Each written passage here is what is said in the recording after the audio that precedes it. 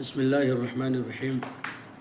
السلام علیکم ورحمۃ اللہ وبرکاتہ۔ حضرات ناظرین و سامعین، ماشاءاللہ یہ رمضان کا بابرکت اور باسعادت مہینہ چل رہا ہے، جس کا 2 عشرہ ختم ہو چکا ہے اور تیسرا عشرہ ماشاءاللہ سے شروع ہو رہا ہے۔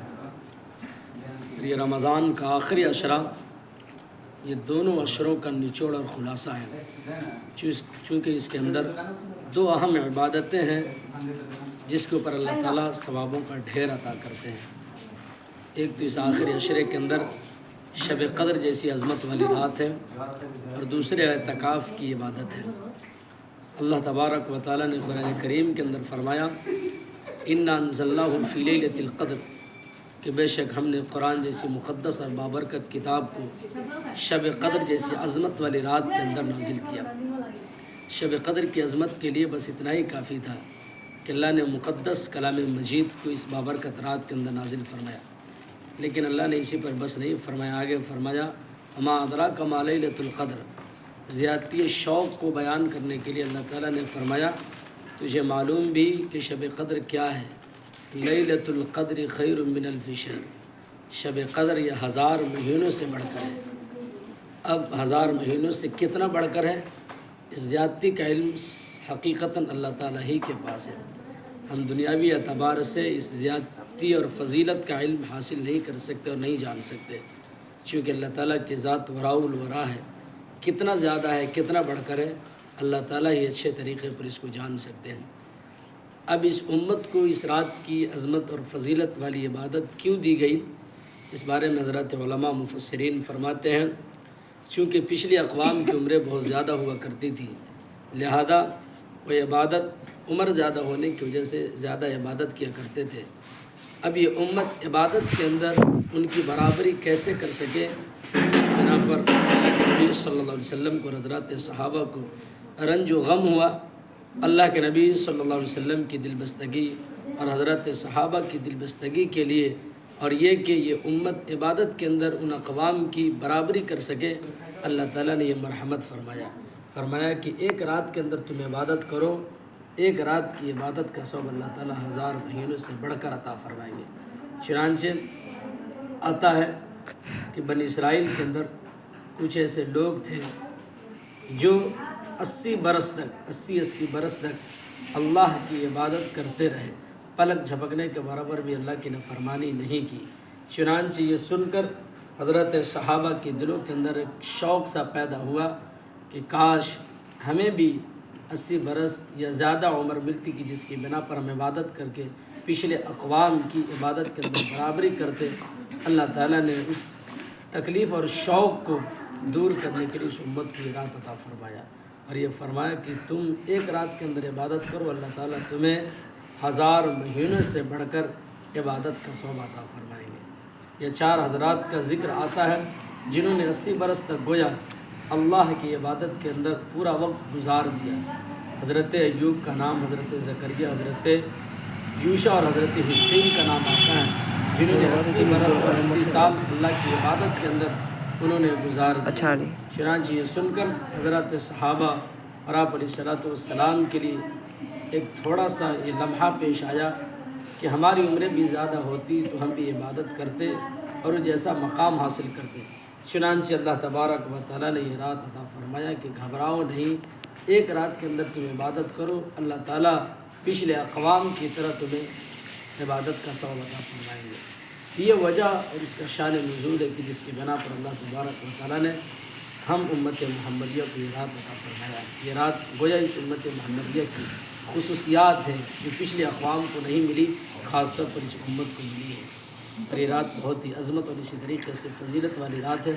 حدیث پاک میں اللہ کے نبی نے ذکر فرمایا، من قام لیلۃ القدر ایمانا واحتسابا غفر له ما تقدم من ذنبه۔ جو شخص ثواب کی نیت سے اس رات کے اندر عبادت کے لیے کھڑا ہو، ذوق و شوق اور دل کے اخلاص کے ساتھ عبادت کرتا ہو، اللہ اس کے پچھلے اگرے سارے گناہ کو معاف کر دے گا۔ کتنی بڑی فضیلت اور اہمیت کی بات ہے۔ الحمدللہ کوشش ہو ہم حضرات سامعین اور ناظرین کی کہ انشاءاللہ اس آخری عشرے کی پوری طاق راتوں کے اندر انشاءاللہ جگ کر ہم خوب عبادت کا اہتمام کریں گے۔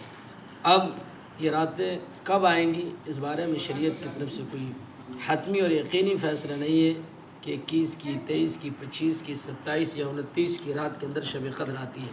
بس مطلق سی بات ہے، خوش نصیب ہے وہ بندہ جو آخر 10 دن کے اندر جگ کر بالکل اہتمام کرتا ہے۔ انشاءاللہ وہ آخر 10 دن کا اہتمام کرے گا تو ضرور اسے شب قدر جیسی عظمت والی رات کی عبادت ضرور اسے مل جائے گی۔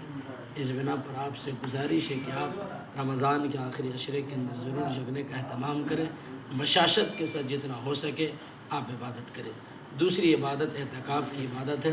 اعتکاف کی 3 قسمیں: اعتکاف واجب، اعتکاف مسنونہ علی الکفایہ اور اعتکاف نفل۔ رمضان کے اندر جو آخر عشرے کا اعتکاف کیا جاتا ہے، جو کہ اعتکاف مسنونہ علی الکفایہ ہے، جو مسلمانوں پر سمجھ ایک اعتبار سے سنت لازمہ کے نام سے موسوم کیا جاتا ہے اور مانا جاتا ہے کہ پورے گاؤں، پورے شہر والوں پر اس کا حکم ہوتا ہے۔ ان میں سے اگر ایک آدمی بھی ادا کر لے تو انشاءاللہ سب کی طرف سے ادا ہو جائے گا۔ اور اعتکاف ایسی عبادت ہے، فرمایا حدیث کے اندر، جو آدمی ثواب کی نیت کے ساتھ اعتکاف کے اندر بیٹھتا ہے، اللہ اسے 2 حج 2 عمرے مقبول کا ثواب دیتا ہے۔ اور یہ فرمایا کہ معتکف آدمی گناہوں سے محفوظ ہوتا ہے، اور اعتکاف میں بیٹھنے والا اگر کچھ نہ بھی کرے پھر بھی کرنے والوں کے بقدر اللہ تعالیٰ ثواب عطا فرماتے ہیں۔ تو اتنی بڑی فضیلت اور اہمیت ہے اعتکاف کی۔ اور حدیث پاک کے اندر آتا ہے کہ جب اعتکاف ہوتا ہے اور اعتکاف والے اعتکاف کے اندر بیٹھتے ہیں تو فرشتے اللہ تبارک و تعالیٰ کی طرف سے ہر امر خیر کو لے کر اس بندے کے پاس آتے ہیں جو ذکر کے اندر، عبادت کے اندر یا کسی بھی عمل خیر کے اندر مشغول ہو۔ فرشتے اس لوگوں کے لیے، ان بندوں کے لیے دعائے رحمت کرتے ہیں، سلامتی کرتے ہیں اور ہر اعتبار سے سراپا ہدایت کی دعا کرتے ہیں۔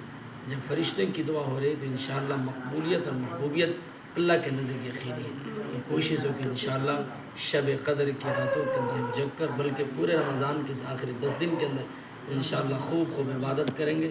روزہ تراویح کا اہتمام بھی ہوگا، ساتھ نوافل کا اہتمام، دعاؤں کا اہتمام ہوگا۔ حضرت عائشہ رضی اللہ تعالیٰ عنہ کی روایت ہے کہ انہوں نے اللہ کے نبی صلی اللہ علیہ وسلم سے پوچھا کہ اگر مجھے معلوم ہو جائے کہ شب قدر آج ہے تو میں کیا پڑھوں، کیا عمل کروں؟